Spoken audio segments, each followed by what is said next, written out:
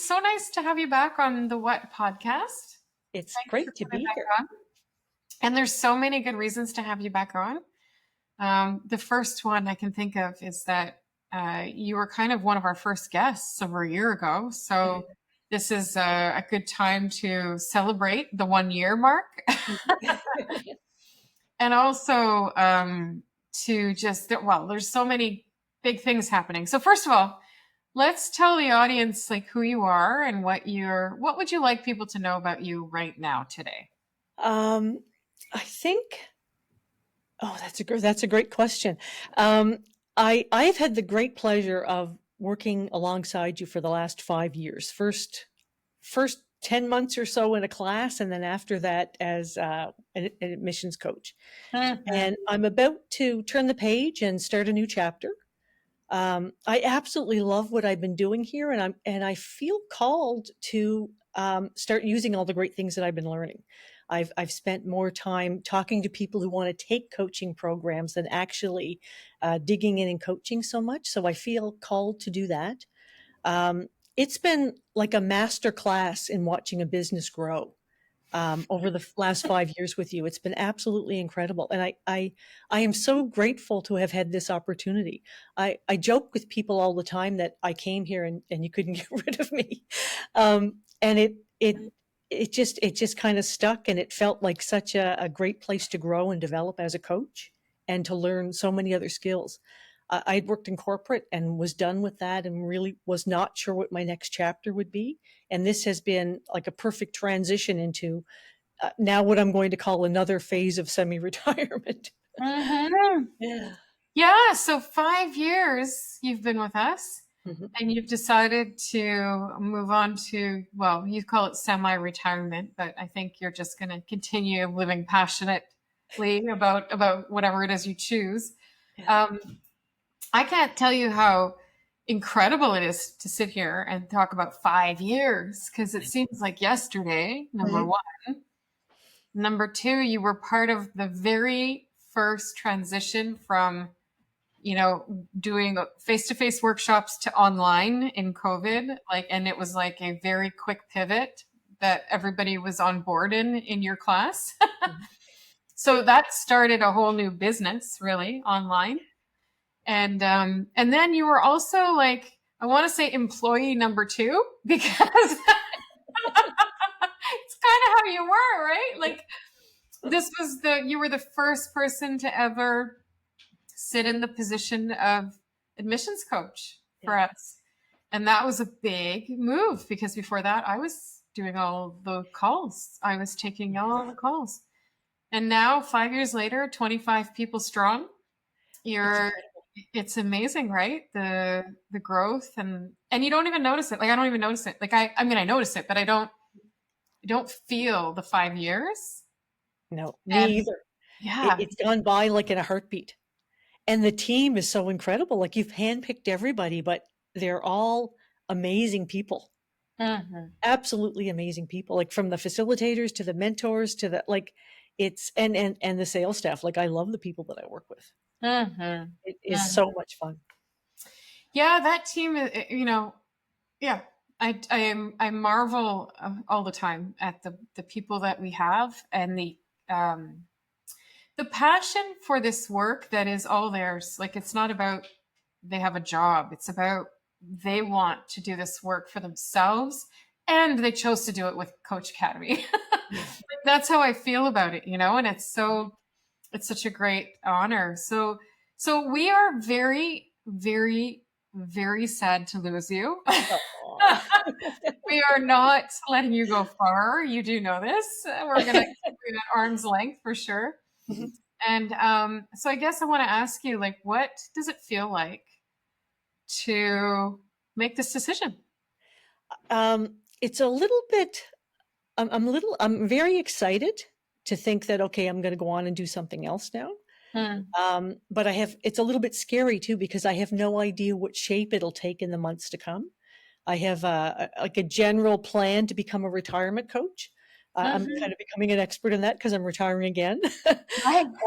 And I'm fascinated by that 20, 30 year period where we've kind of given up the the permanent job or whatever, and we're free to live the life that we choose in whatever way we choose. So it's a little bit scary in some ways, but I'm mostly excited. And it kind of reminds me of when I left corporate. Like I literally left without a safety net. I thought I knew I was done, but I really didn't know where I was going next. And it's another chance to just start all over again Mm. and see what happens without any real attachment to what has to happen. Oh, I like the distinction there.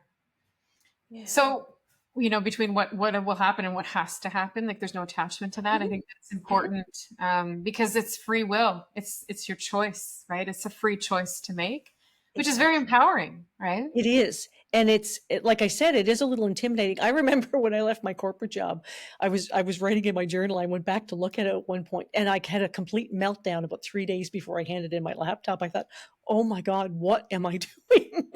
And I don't feel that this time. It's like I've had a little bit of practice just jumping into the unknown, and I'm looking forward to doing it again. I plan to work maybe half days kind of thing, and then, ride my motorcycle in the Mm-hmm. summertime, and Mm-hmm. just take a little bit more time to do what feels right in the moment. I haven't been, I found that I kind of drifted back into filling every minute again, and it's all fun stuff.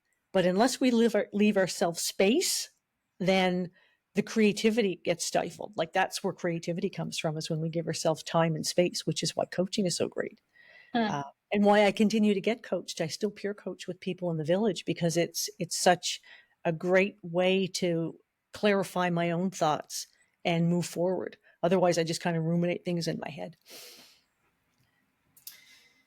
Yeah. So you mentioned a couple of things there that stood out to me. Number one, this sort of blank slate that you have that you can create, but also you mentioned, the global village, staying connected to peer coaching. Mhm. What does, from an insider's point of view, what do you think? You've talked to so many people, you've seen them come through this program. You've also probably seen them over time develop after the program because of the global village connection, and people stay in touch. What's the secret formula to success as a coach, do you think? Oh, what a great question.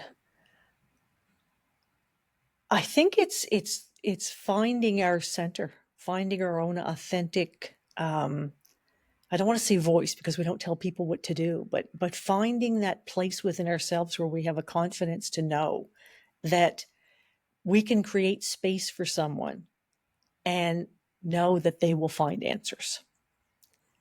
And it's interesting to work with a lot of different people in the global village, because I found that there's some people that really the conversations really resonate, others not so much. And it doesn't mean that something's not happening in those conversations where it doesn't feel like it's flowing the same way, but you really get a feel for your skills as a coach and for what it is you can help people accomplish when you have a lot of conversations. There's a reason why the ICF wants us to do like 100 hours for that ACC and 500 hours for PCC, Yeah. because it really gives us a chance to figure out, to find our footing. Yeah, well, there's the practice, like the 10,000 hours rule, which I mean, I like to add the word quality in there, 10,000 quality hours, because I don't think, if you're practicing 10,000 hours of not good coaching, you won't be a good coach. But the theme that I'm hearing is this connection to community, like Absolutely. your peers and people doing what you do, people who are invested in developing and staying close to the development of their skills. That's what I've noticed anyway. That's, if I look back over the people who are successful and those who move away from coaching after certification are the ones who are connected to community, whether it's their own community of coaches or in our community. Doesn't really matter. It's how they stay connected to the work Mhm. and to their goals around it.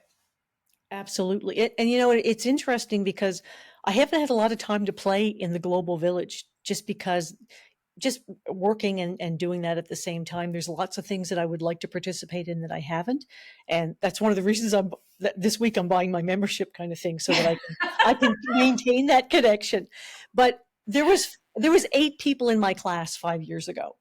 And I still am in relative close contact with 4 of them, and I still speak weekly with 2 of them. And it's like-minded, right? Like, and the 3 of us that meet every week, we kind of self-describe book nerds. So we're Yeah. always talking about books that are out there, and just maintaining that connection, because there's something to be said for hanging out with like-minded people, right? It gives us that motivation, I think, to continue doing what we're doing. And so that tells me how the connections are formed in the groups and how incredible it is that there's so much like community just in the class that you're in. Absolutely. And think about the sharing that we do, right? Like Yeah. some of those discussions become very intimate. So we really bond and build a rapport with the people that we learn with. You know, like I remember doing that exercise where we were going through our values, and we had to kind of go back through our childhood to some of those peak. And I kept thinking, every time I worked with Tim on that one, and I remember saying to him, "I'm sorry, I'm bringing this up," because some of the things that I was telling him, I thought, like, those are things that you don't talk about to just anyone. And coaching really is a sacred space where you feel free to talk about whatever it is that you need to get out. Yeah, it's the things, it's all the shoulds that we don't talk about or that we don't want to admit that get to come out. And that kind of conversation created in the safety that we make sure we intentionally bring into the classroom, and I think it carries out into other people's like conversations outside of the classroom. Yeah.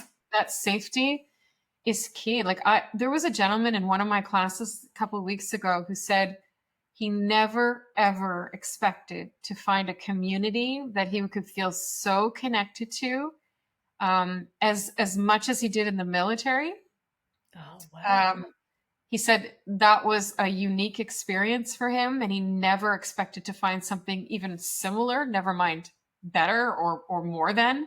Right. And he said, Nathalie, you've successfully created this community where people are so connected and get to like know each other intimately, which creates bonds that you never would have expected. Yeah. And Well, that's a testament to the quality of what you've built, right? well, I think it's a testament to the people, and also I think it's also one of the things that I credit very much our success to is our willingness and openness to feedback. I was saying this to somebody the other day. I said, the only reason that we have this formula that works so well, that we really know, like we have tweaked it over and over. And I mean, how much we change. Like, we're always improving and adding and adjusting and pivoting. And it's due to the feedback we get. Yeah. And because, it's that, I like to call it unreasonable hospitality mindset of the book that we all read, that guides us in positioning, this work and this community and the courses in a way that people feel comfortable to give the feedback and that they know they're heard. Yeah. And I even had a student once say to me, I think you're the only like business I've ever done business with that actually listens to feedback. I was like, well, we have to, because it's gold. It's a gift. Yes. This is what people say they need to succeed or to feel like this is the right place for them. So that's been a big piece for sure. Absolutely. Yeah, that's so true, right? And it's funny, like I'm kind of starting to reassign some of the people that I talk to some of the other admissions coaches, because they're kind of in the process of, maybe making a decision or whatever. And as I glance back through the notes, I'm thinking, oh, I remember that conversation. Oh, I remember that conversation. And I don't remember all the conversations I've had in my life, but we get to a place when whether it's just like from an admissions perspective or in class or somebody that you're talking to in the global village, as coaches, we really do listen. And we're always like listening for those words that kind of stick out, or listening to watching the body language and that sort of thing. And when we listen with that kind of attention, we remember. like effortlessly. Like I'll have a couple of notes in the file kind of thing, but I don't really need them. I'm looking, I'm thinking, oh yeah, I remember that person. That was pretty cool. Mhm. Yeah. Yeah, it's learning to listen is, I think, one of the greatest opportunities for this, this work, that becoming a coach, whether you become a coach or not, Mhm. the skills, the linguistic and communication skills learned in coaching for me have become essential. They differentiate people. Like I can't tell you how many people come through the program and say their entourage, family, colleagues, coworkers, whatever, people around them Mhm. say to them, "You've changed. I notice you're more present. You're asking me more questions. You're not talking over me or interrupting me." Like these are things that are so like, oh, it's a gift, right? To your people, to the people who come. Absolutely. And it becomes a part of us, the way that we approach conversations. Like I can tell now when in my own life when I kind of slip out of that, because sometimes with emotion and whatever, you like I'll kind of like No, I me too. lose the pause between Yeah. stimulus and response. Yep. Yeah. Full disclosure, I'm human. But if I look at, like, I was separated from my husband when I went through coach training. We've now reconciled. My relationship with my adult daughters was on shaky ground, and I'm much better at listening now, and not listening to respond, but listening to understand, just to let somebody be seen and heard. And that's magic. Like that's not something that people often experience. Yeah, it's hard to explain. I don't know. But it is something that I wish, and we could easily be taught in schools and elementary schools. Like the world could be taught to be more mindful.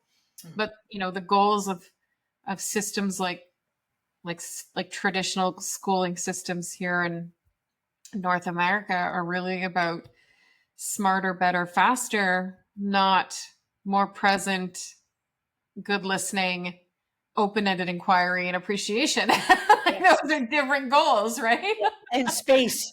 Yeah. Yeah. Yeah. Yeah, Time because to speak to her. because when we're always like checking things off a list, which is I lived until I was like 55 that way. I just had to keep accomplishing things. And I realized through coaching, it's not about what I do, it's about who I am. Mm-hmm. And giving other people to be a chance to be who they are, instead of, just loading everybody down with expectations. Yeah.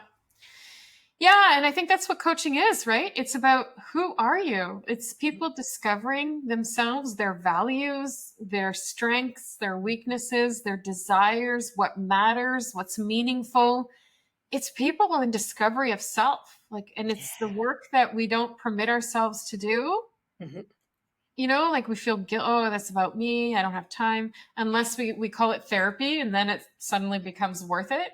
Mhm. And I think coaching is this beautiful space that between therapy and just people who need space to be heard and to process their own thinking Mhm. with a co-creator, a partner, right? Yeah. And I love that it helps us look forward, right? Because it's not like ruminating over something that's bothering me. It's okay, I've got this thing going on. I need to make a change. What is it that I need to do? Sometimes the cause almost doesn't matter. It's useful sometimes to know, but it's really, where do you want to go today? Who do you want to be today? And who do you want to be going forward? Yeah, who do you want to be? So who do you want to be, Wendy? Who do I want to be? Tell Well, me. it's funny. I've had something going on in my life, and I live with this on my desk. You're gonna laugh, but it's the feelings wheel. Oh yeah, you've shown me this before. I I I find that I lived most of my life not well able to articulate what I was feeling, because I Mm-hmm. used to live squashing them down. You don't react. You don't, get too excited. You don't get too upset in front of people. And I've realized that I still, despite the fact that I now ask myself better questions and give myself pause to in that space to learn something about myself. I still seem to ruminate in this stew of sometimes like anger and sadness and shame. Those three seem to be interconnected for me.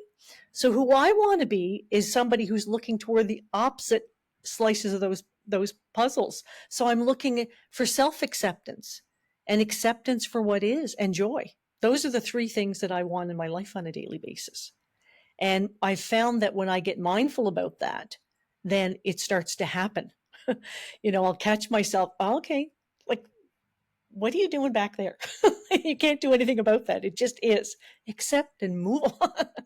And sometimes I have to remind myself. But I find that one of the things that's helped me a lot is just expanding my emotional language, because I oftentimes didn't know what it was I was feeling. I'd be upset about something or angry about something, but I didn't know it, like, what was at the base of it. I simply didn't know, because we don't talk about those things in school. Like you mentioned, it's another element that I think is so important to unpack and be okay with. It's okay to be emotional. Yeah, I mean, I could talk about this for a long, long time. But I'm going to pull up a quote that I actually just read today, and I want to see, because it speaks to really what you're saying right now. Emotional agility, flexibility, efficacy, you could call it either, any one of those. The podcast was on commitment and acceptance, or acceptance and commitment theory. And it said, so living in painful realities that exist while still moving toward what you want and your values is a powerful life. It's as powerful of a life as anybody can get, because it's not experiencing the difficulty. It's being able to move toward what you want in difficulty and not default to stress and distress and challenge, right? And this idea that I think we try to hang on so hard as humans to this, peaceful existence of joy and comfort. I think that's an illusion, because it's not possible, right? There's no guarantees. No. Discomfort is part of how we grow. And I think that if to reframe that to a reality that it's in the discomfort, that as long as you stay committed to what you want and what truly matters to you, instead of moving toward avoidance or, staying safe somehow, keeping myself free from harm, protection, those are the places we go, and they're the unhealthy places that keep us actually stuck, right? Or even it builds walls around us, right? We kind of bubble wrap ourselves. But the problem is we bubble wrap the emotions in with us. So like sometimes I know I've stewed for days over things, and that accomplishes pretty much nothing at the end of it. It's really important so I had to start naming what I was feeling. Otherwise, I found that it was like an infinite loop. It just kept going around and around. And when I can name it, then I can think, okay, well, what's the opposite of that? What is it that I want to work toward? What do I want to feel? And because at the end of the day, right, for me, it's finding something joyful and meaningful in my day, and learning to accept myself exactly as I am. That was a big one. That was probably, and not exercising judgment against myself. Like, I should have done it this way. The shoulds and have tos, right? Like they paralyze us. We hold ourselves back by not being able to accept ourselves.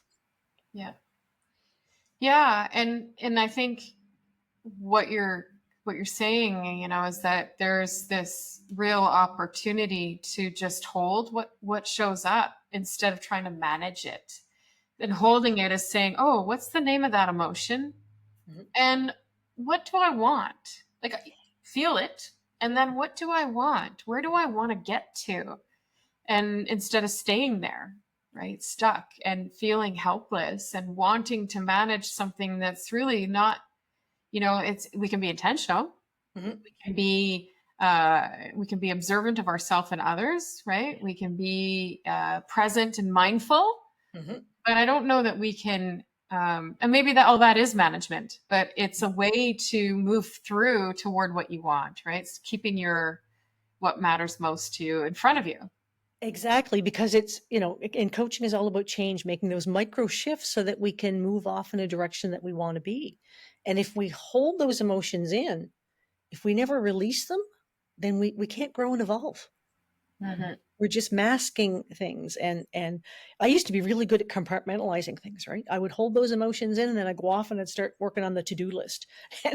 And I'm really good at distracting myself with work. I'll get into something that I'm Yes. really good at and I don't have to think too much about it. And then I can just put this other thing aside. But if I just keep putting that other thing aside, it's going to come back to bite me at some point in time. And usually in a much bigger way, depending upon how long I've put it off, just facing it and then moving through it. It gets bigger and bigger and it doesn't have to. Yeah. Yeah, that's how our minds play tricks on us. Yeah. So then when you think about what you're taking from the last 5 years of your life, Mhm. this experience you've had, first from being certified as a coach to working with Mhm. the academy and speaking to so many incredible people. Well, that's actually another question. But first, let me ask you this one. Okay. What are you, Wendy, Mhm. taking with you? You know what? I feel like for the first time, and I felt like this after I finished the program, but more than ever, I feel so comfortable in my own skin. Hmm. I feel like I don't think I know completely who I am yet. I think there's always an evolution that takes place, and I don't think we're ever really done. I Hmm. believe in lifelong learning and more than just learning, that continuous growth. Like, where can I push my comfort zone a little bit now and go a little bit further down the road? But it feels so nice to just be able to feel like I can be myself in front of anybody now without having to, like I said, compartmentalize or okay, well, I can't talk about that, so I don't want them to know this part about myself. This is what you get. And it feels really good. Like, I don't know that I've ever felt like this before in my entire life. Even when I left corporate and I had this beautiful experience of driving across Canada by myself on my motorcycle, I think that's when I first realized the beauty of space and how we just need space and time sometimes by ourselves just to let our minds wander and create. And I feel like I can recreate that feeling now surrounded by people, and I never could before. Hmm. That to Wow. me is growth. Yeah, like I can feel that now when I get down on my yoga mat, or I don't have to run away anymore to, Wow. to get to that place where I feel pretty comfortable with myself. That's amazing. That's a huge shift. Yeah. What do you think you had to let go of to let that shift in? I had to let go of a very closed mindset where I believed that I had to have all of the answers all of the time. Mm, mm. Um, and when I look at my girls now, I can see the seeds of that and things that they're trying to overcome. And I'm thinking, wow, we really need to teach young people this stuff a lot earlier. Like, it's yeah, like I really So believe they that. can overcome their parents. Yes, I think so. You know what? And I think we can't solve all their problems because then they've got nothing left to do, right? But I think I could have been like, I would have been such a different parent had I learned this stuff 30 years ago. Oh yeah. Oh, like it would have like, yeah, like, but we can't turn back time, right? All we can do is take what we've learned and model it going forward. And that's it. Modeling growth, modeling humility, modeling a willingness to get into the discomfort zone to me is the greatest gift you can give a child. Again, it's not about Yeah. perfection. It's not about being right. It's about getting it right, Yeah. wanting to keep growing. So what keeps you connected to growth? Oh, that's a great question. I am really fascinated now by the fact that I read a book, Bronnie Ware's book, a couple of months ago. It's called The Five Regrets of the Dying. Oh, wow. And the number one regret that of all the people that she worked with in palliative care kind of thing was, I wish I'd lived a life that meant something to me as opposed to living a life that was kind of driven by what other people expected of me. And I'm Mm, paraphrasing that, maybe not well. Because one of the things that I learned when I left corporate was that I was not living a life that was authentic to me. And I did kind of run away from home, right? I didn't join the circus, but I did kind of run away from home. Yeah. And so I want to work with people now in that last 20, 30 years after they've retired to help them find what life is meaningful to you. Because we get caught up in life, right? We get married and we raise families, and then we have to keep the kids alive, and we have to feed them and educate them and that sort of thing. So we tend to be looking after other people and doing other things all the time. I'm reminded of that John Lennon line, "Life is what happens to you when you're busy making other plans." Well, I'd like to help people in that last phase, like, when you're sitting and you're 95 years old in your rocking chair, what do you want to be able to say about your life? What did you do? Who were you? What did you accomplish? What was important to you? Because a lot of times we don't think about those things. We kind of act like the ball in a pinball machine. We're reacting all the time. How do you be mindful and set on a course and make it happen? Mm. Yeah. Yeah. Well, and mindfulness, right? It's that Mhm. idea of settling in. But I really appreciate what you're saying about the shoulds, like the regret looking back. And what I love about coaching is the opportunity to ask that question now while you still have a chance to change. Yeah. You still have a chance to do something differently Mhm. if you want that. So, the question I wanted to ask you before, which I derailed, you've spoken to so many of our clients, people in our programs, people Hundreds. all over the world, people all ages, people all professions, Yes. from all walks of life, really. Mhm. What do you know today about people that you didn't know before? Yeah, that's a great question. I think I am so enheartened by people want to help other people. Mm, They want to help them learn from experiences that they've been through, where they can help them maybe get over something or not have to go through things at the same level that they did. There's such a willingness out there to kind of spread that love and really just help people out. And I love the heart-centeredness that I see too. Like there's a real passion for, I've learned this and I don't want other people to have to go through some of the things that I've gone through. really? So, what do you think makes a good coach? Listening to all those people talk, what do you think stands out as the person who I like to call it coaching DNA? Yeah, coach, Who has I love the passion. I think that's a part of it. If I had to percolate it down to one thing though, Natalie, what would it be? It would be, I think it's showing up in a very genuine and authentic fashion. When because when people show up and they're being real with you, you can feel that, and you can trust that that person is present in the conversation with you, and that trust is what builds that openness and that willingness to explore. And people aren't don't necessarily, I think little kids show up authentically, and Mm, then we learn to stack on the layers of what's socially acceptable. And when people start to strip that away again, that's where we find the diamonds in the rough. hmm. Oh, yeah, so well said.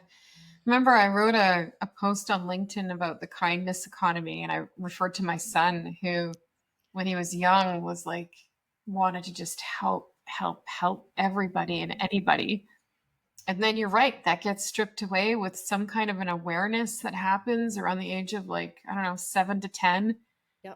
And you realize that the world is not as kind of a place that you thought it was, or you just realize that you're more vulnerable than you expected to be, or something like that happens. And Yeah. and then you get to a life point in your life, like, where that genuine care is allowed to exist again. Yeah. because you've built your armor or something. I don't know what that is. Maybe there's some research on it. I I can think look. it's stripping away the armor. For me, it's like we get buried in layers of what's socially acceptable. It's cultural conditioning, right?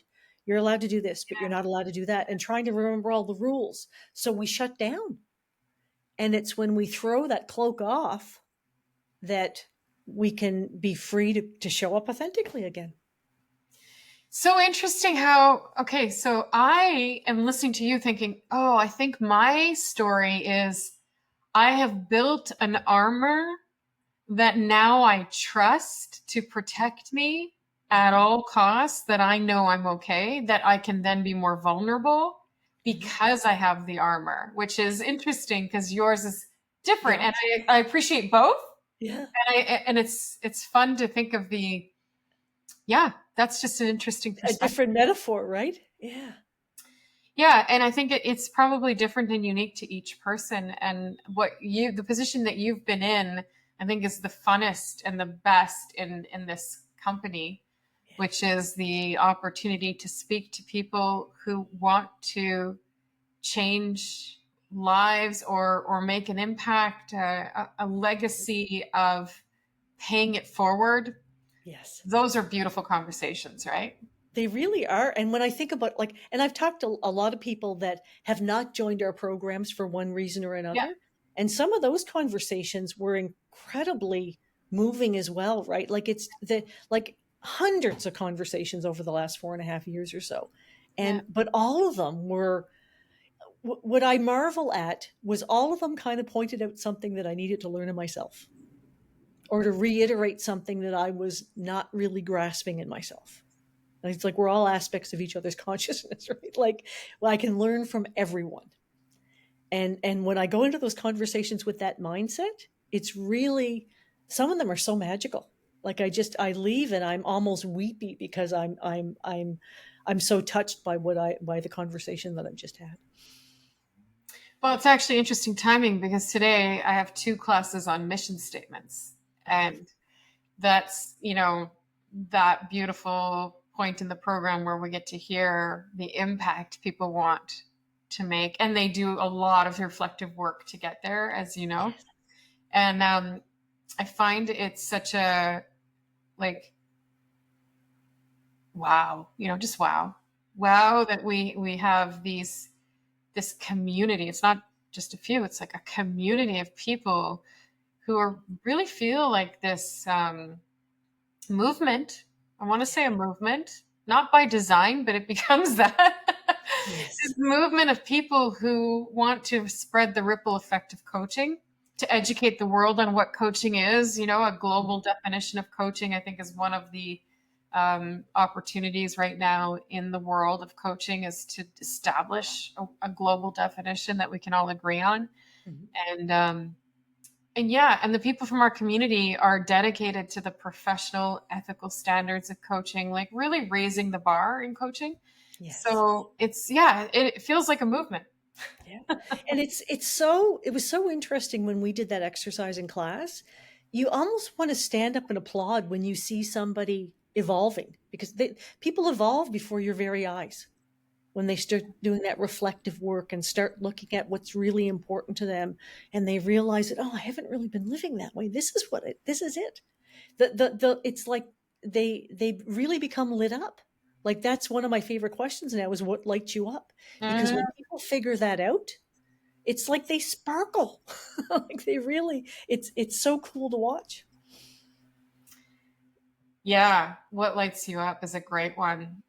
Um, my favorite coaching question lately has been, what's this really about?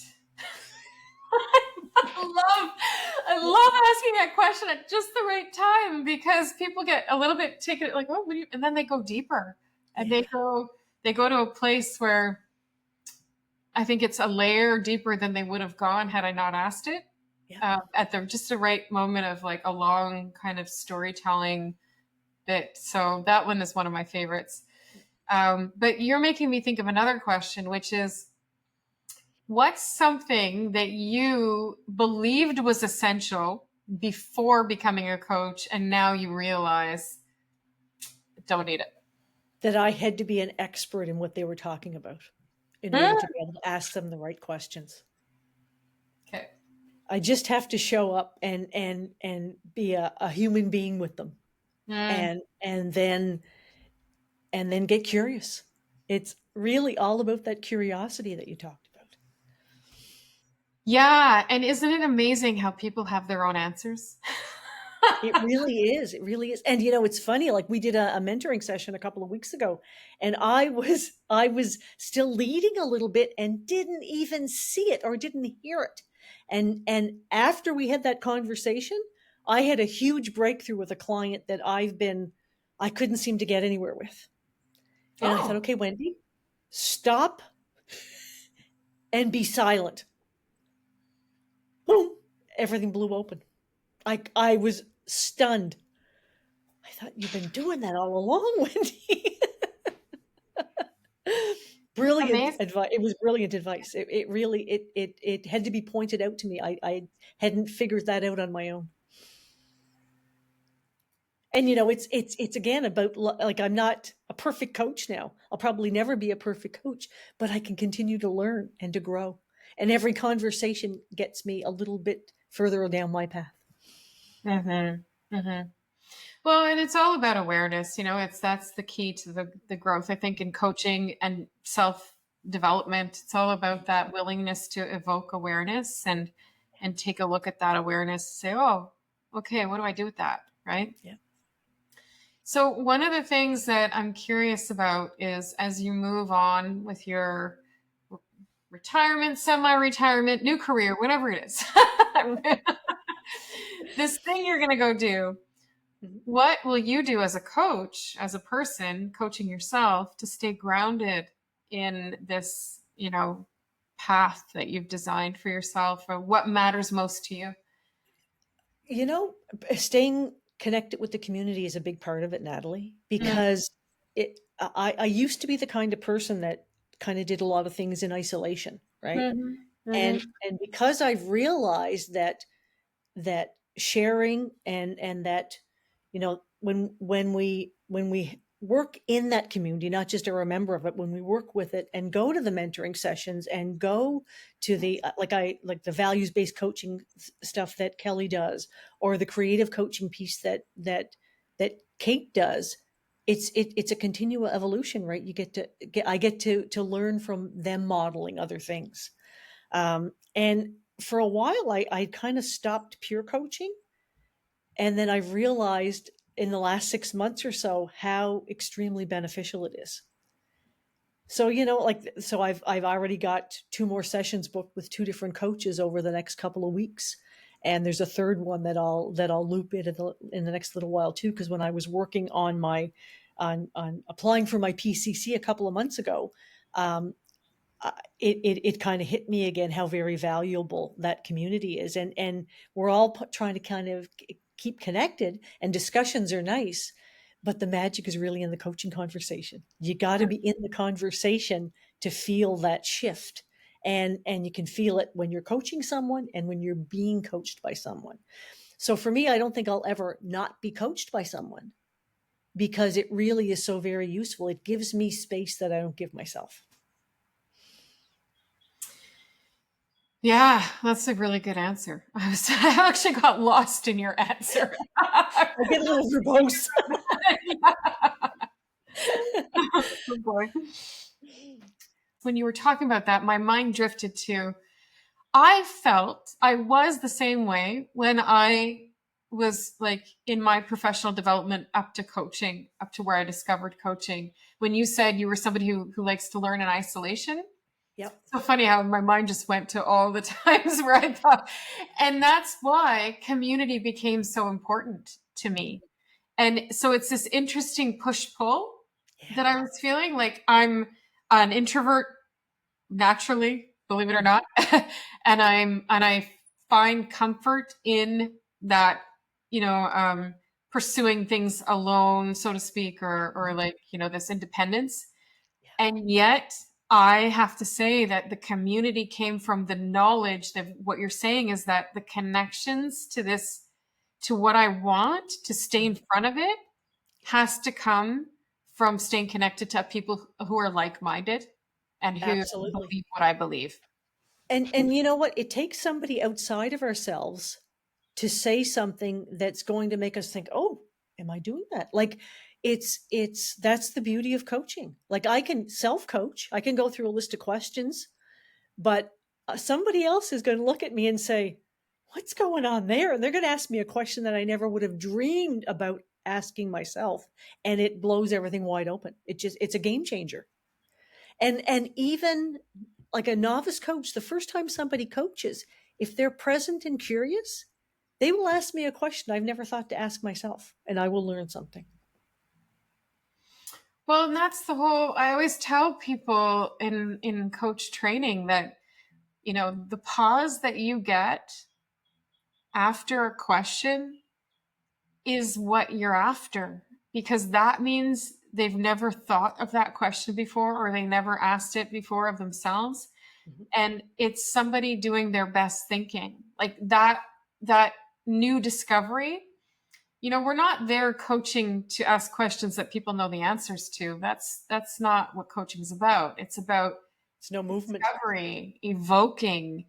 It's Mhm. about that awareness that, comes from that reflection and observation and curiosity, which is why, I mean, I don't see AI having, a place to replace coaching. Yeah. I think it can supplement. I think it can add. I don't believe that a coach can be replaced by AI. I completely agree. I think that the beauty in a coaching conversation is that it's a human conversation.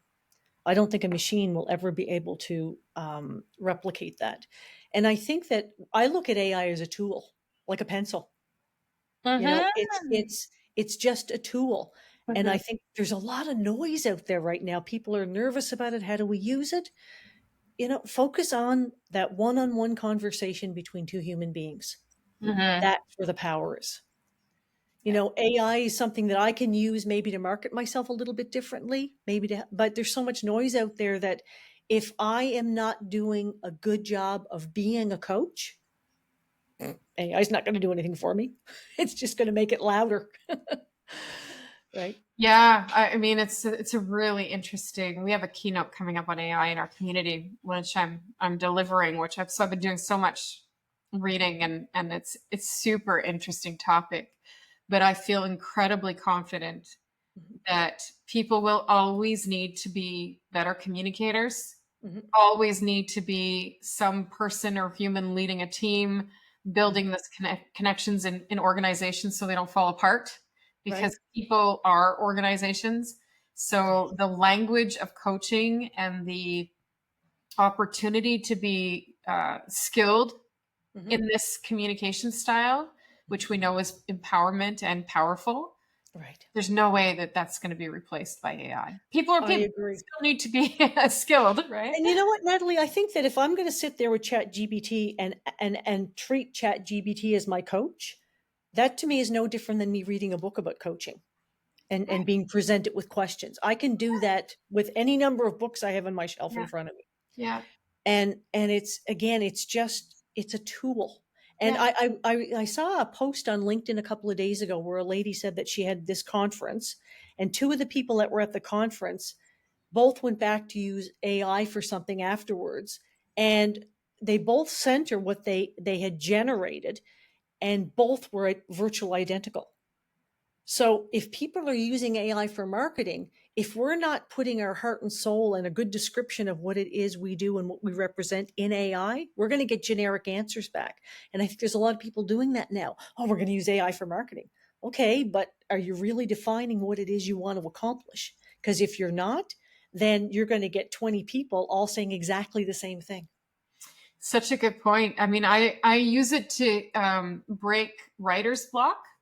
Mhm. I generate some ideas, but I do notice that even in some like some of those like brainstorming sessions that I'll have, it will start to repeat the same language over and over, and the same like context. Like it's interesting. You can see it's repetitive. Yeah. And so that for sure comes across. And you're right. I didn't even think of the fact that the person next to me doing the same search is getting the exact same results.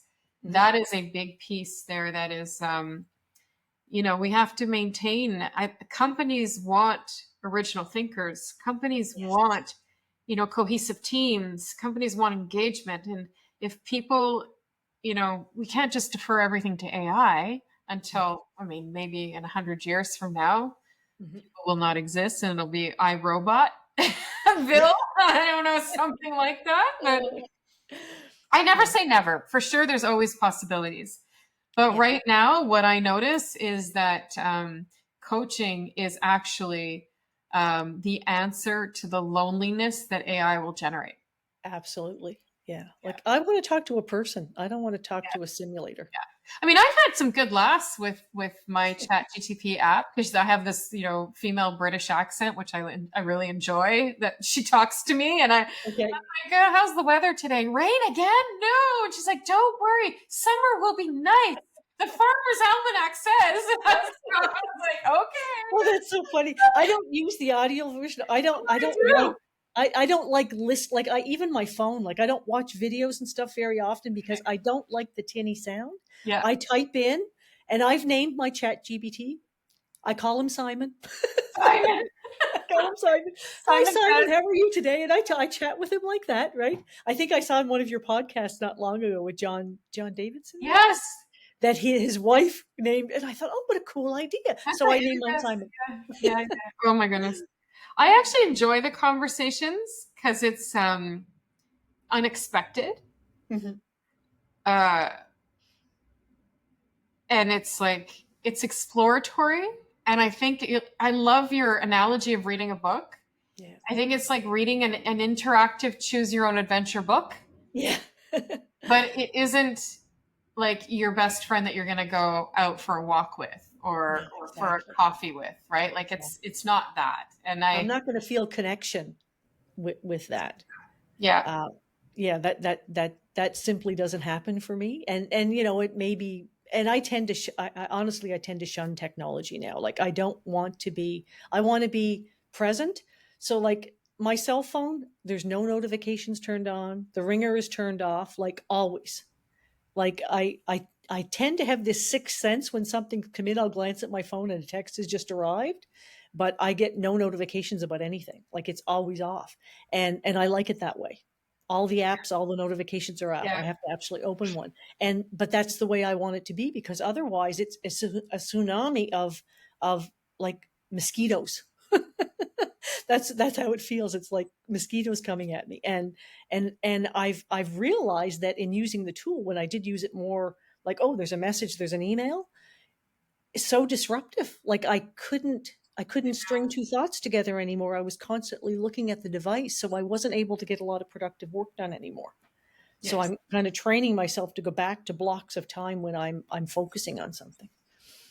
I know, it's the story of my life. My family always telling me that they can't reach me because my ringer's off and the noise on my phone is off all the time because I cannot handle it. So I get it. I'm with you. Yeah. Well, listen, Wendy, this is so fun. I could have talked to you for hours, and I want to ask you, what's one question that you want our audience to ponder as you leave this podcast today? Oh, what a great question.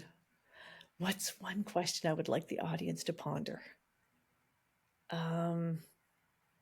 Who do you want to be? I love it. Who do you want to be? Yeah. Great.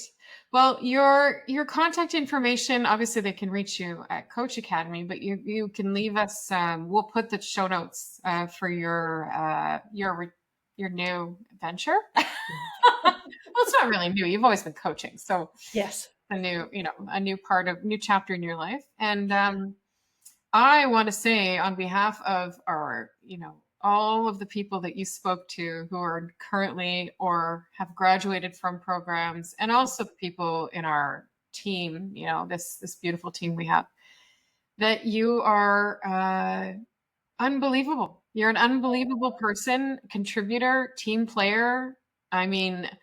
Positive, like you're just the best anchor Oh, of the team. And I'm so sad that we're losing you, of course, but I'm really, really happy for you to be discovering this next phase. And yeah, and all the people that you're going to coach are going to be so lucky. So oh, thank that you. you are out there coaching makes me feel better.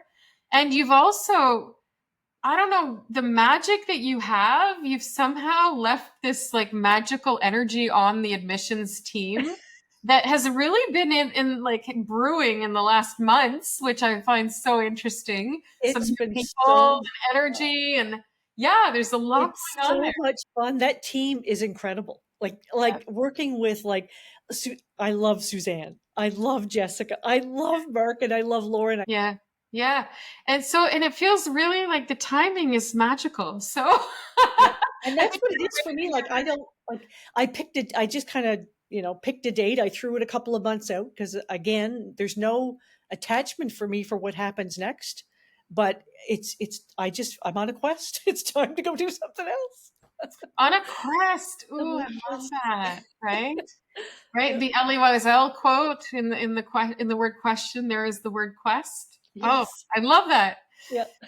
Well, go off on your quest, asking good questions, and Okay. I know you'll stay in touch. So I just want to say Absolutely. thank you. Thank you so much for this time and for all Um, that you've given us for the last. Thank you, Natalie. I have to say, I used to be so uncomfortable with any kind of praise. Mm, A heartfelt thank you to you, mm. especially because over the last 5 years, I've really had a chance to work with you again, and it's been a master class. You have built such an amazing group and business here, and I am so pleased to have been a part of it. I have to share with you, and I think you know this, but I'm going to share it anyway. Um, the one moment that stood out for me in the 5 years Mhm. is, I went through some hard times, went through some challenges, Yeah, and it was like, oh, is this going to be okay? yeah. And you said to me, you came into one of my classes and you saw me facilitate, and you said, oh yeah, no, she's okay. Yep. I know, I was getting You nervous. I told was me worried that. for you, right? There was a Yeah, lot yeah, going on, I and know. I thought, "Wow, how does she do that?" But Yeah, that reassurance from you, and I don't know if you knew yeah. that it was reassurance from me at the time, but that those words really, like, first of all, resonated because I always feel so at home when I'm doing what I love, which is facilitating, Mhm. the work that we do and creating content for that. But I felt like you were the mirror that I needed at that moment to be like that, and it's what coaching does, right? It's the mirror that says, validates, I see you, I hear you, you matter. Yes. That was kind of like a moment in my like last 5 year window with you that Ah. was so powerful for me to see myself through you, gave me the courage and the strength I needed to just keep doing what I knew I Oh, was like meant to do. Right? what a lovely reflection. I'm Yeah. really glad I said that then. Yes. Me too. Yeah. And I mean, I hear that a lot though from people in our community where people like are so giving of themselves, like they're so generous, right? Mhm. And genuine, and they see people. And I mean, I've heard this over and over now actually in our community gatherings where people say they feel seen and heard like like nowhere else in their lives. And I think it's just because we practice what we people are practicing what they preach. The students are practicing everything they're Yeah, learning. walking the talk. Yeah. And the facilitators and the mentors, everybody is doing this work. So thank you for doing it with me. You're so welcome. Thank you for being there when I needed it. Yeah, well, listen, we'll say goodbye for now. Okay. And I like to say see you later because I don't like goodbyes, but That will we'll be see fine. you later for sure. For sure. Thanks, All right. Wendy. You're welcome. Thank you, Natalie. Take care.